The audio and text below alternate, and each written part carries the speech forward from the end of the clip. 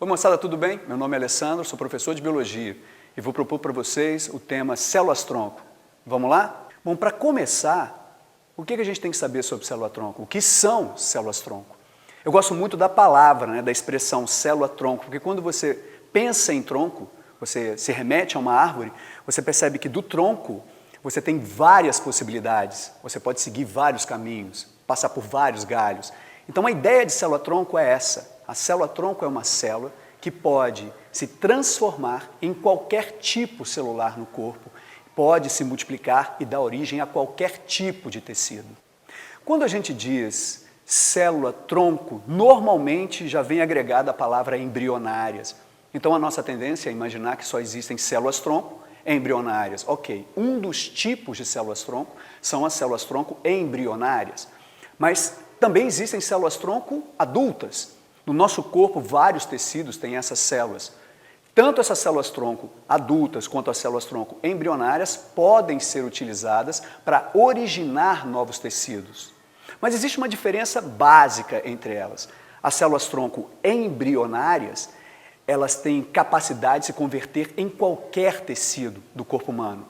Já aquelas que são adultas, que já passaram por alguma especialização, elas têm uma certa limitação em que tipo de tecidos ou que tipo de outras células elas podem formar. Agora que a gente já sabe o que são células-tronco e quais são os tipos, a próxima questão é como elas são obtidas. Existem 3 formas de você obter células-tronco: de embriões descartados, de tecidos adultos e por clonagem terapêutica. Com relação aos embriões descartados, o que vale a pena você saber? São embriões obtidos em clínicas de reprodução humana assistida. Alguns embriões, obviamente, não são utilizados no procedimento de colocação desses pequenos embriões no útero materno na expectativa de uma gravidez. Eles ficam congelados em nitrogênio líquido e a Lei de Biossegurança brasileira garante que depois de 3 anos que eles estão ali congelados, eles podem ser doados para pesquisa científica com o consentimento dos pais. Uma outra forma de obter células-tronco é através de tecidos adultos. Há tecidos adultos potencialmente interessantes com células-tronco, como por exemplo a medula óssea vermelha, o sangue do interior do cordão umbilical e células da placenta. Também pode ser obtido por clonagem terapêutica. E para te explicar como é que funciona a clonagem terapêutica, eu vou precisar da ajuda desse esqueminha aqui. Nesse esquema, o que você observa? Isso aqui foi um dos primeiros experimentos feitos com clonagem de animais. Foi feito por um biólogo há muito tempo atrás, foi na década de 50, na Universidade de Harvard. A rã A vai ser doadora de um óvulo, ou mesmo de um ovo. A rã B vai ser doadora do material genético, é a rã que a gente pretende clonar. A gente pode considerar o ovo como se fosse um pendrive. Então eu vou extrair o núcleo, que seria como se eu estivesse deletando os arquivos desse pendrive. Depois eu pego apenas o material genético da rã B, ou seja, essa célula adulta do intestino vai doar o núcleo dela. Esse núcleo vai ser inserido dentro do ovo da rã A. A gente vai estimular e esse novo embrião começa a se desenvolver. Se nós permitirmos todo o desenvolvimento, aquele girininho que você está vendo no canto da célula vai dar origem a uma rã exatamente igual à rã B, um clone dela. Mas na clonagem terapêutica para a obtenção de células-tronco, o que nós vamos fazer, na verdade? Nós vamos impedir que esse desenvolvimento embrionário ele se processe e apenas no estágio inicial nós vamos remover as células-tronco embrionárias que nos interessam. Mas afinal, utilizando células-tronco embrionárias e utilizando células-tronco adultas, quais são as vantagens e desvantagens? Bom, se você utilizar células-tronco embrionárias, essas células são totipotentes. Elas têm competência para se converter em vários tipos celulares, em vários tecidos. Ou seja, as possibilidades são múltiplas. Mas tem um inconveniente. Por exemplo, eu tenho um problema no coração. Eu sofri um infarto e parte do meu músculo cardíaco, algumas fibras musculares, elas morreram. Seria interessante que essas fibras fossem repostas, se restituíssem. Isso não vai acontecer de forma natural.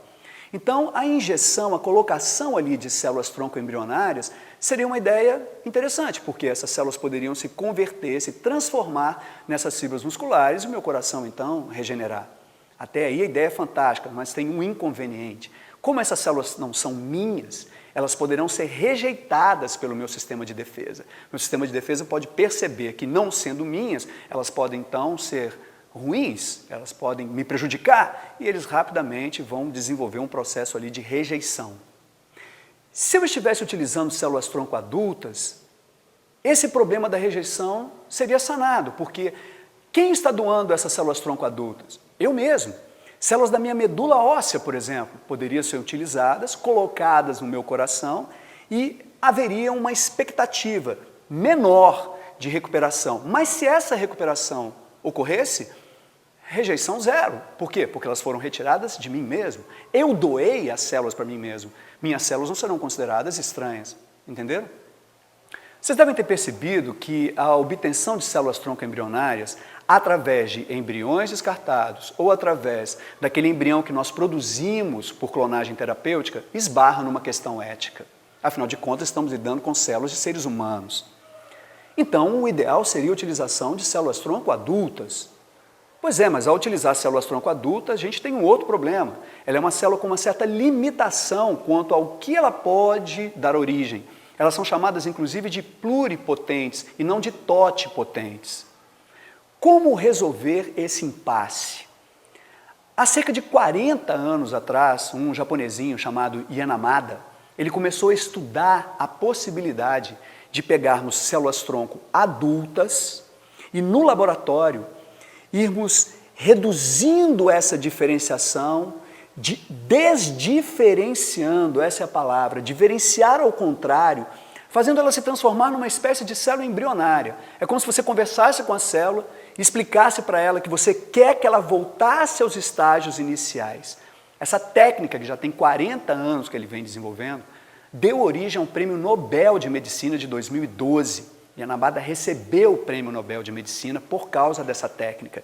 A comunidade científica ficou assim, animadíssima com essa possibilidade de pegar uma célula-tronco adulta e fazê-la voltar a um estágio de embrionária. Qual a grande vantagem disso? Ora, nesse aspecto, eu consigo uma célula totipotente a partir de um tecido meu, adulto. Aquele problema, por exemplo, que eu tinha de pegar a minha célula da minha medula óssea e tentar com ela recuperar o meu tecido cardíaco, há uma possibilidade aí disso não dar certo? Pô, agora a possibilidade de dar certo é enorme, porque ela passou a ser uma célula totipotente. Eu consegui fazer com que ela voltasse a um estágio primitivo. Essa técnica, ela foi uma técnica muito divulgada, mas ela tem um porém. O porém foi utilizado um vírus para bater esse papo com a célula e convencê-la a voltar ao estágio de embrionária. E no laboratório, alguns resultados acabaram ocasionando a formação de tumores. Então a técnica ainda está em estudo, mas é uma grande possibilidade para o futuro, de você pegar células adultas, de você pegar essas células adultas e transformá-las em células embrionárias, totipotentes, e quem foi o doador dessas células? Você mesmo. Então, chance de rejeição, zero. Vamos falar das aplicações?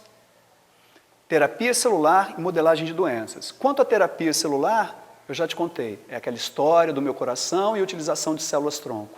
Agora, quanto à modelagem de doenças, é sensacional. Para a indústria farmacêutica desenvolver medicamentos, são gastos milhões de dólares, muitos anos de pesquisa, e animais são utilizados como cobaia. Até isso chegar no ser humano é um longo trajeto e são muitos anos mesmo de pesquisa. Imagine na possibilidade de uma determinada doença, uma doença que atinja um determinado tecido ou órgão, você poder no laboratório ter células daquele tecido ou células daquele órgão. Você pode, ao invés de testar no paciente, você testar nessas células ou nesse órgão no laboratório.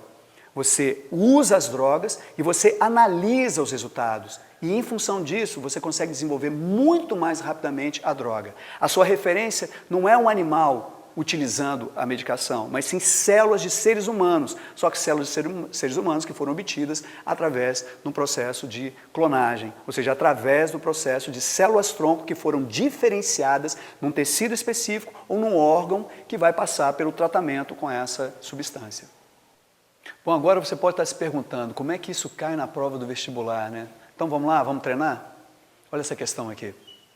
O Congresso Nacional Brasileiro aprovou em votação histórica a lei que permite a utilização de embriões humanos para pesquisa de terapias com células-tronco.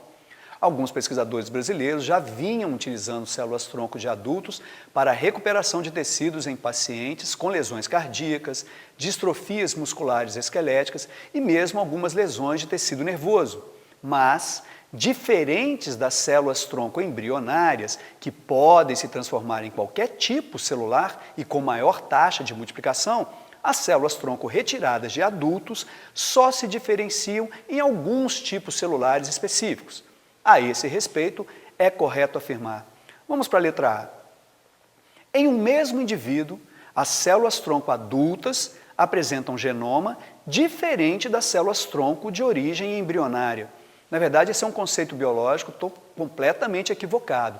Todas as células do organismo apresentam o mesmo material genético, as mesmas informações. Então, a letra A ela está incorreta, porque não há diferença do ponto de vista do genoma se a célula ela é adulta ou se a célula ela é embrionária, sendo, obviamente, do mesmo indivíduo.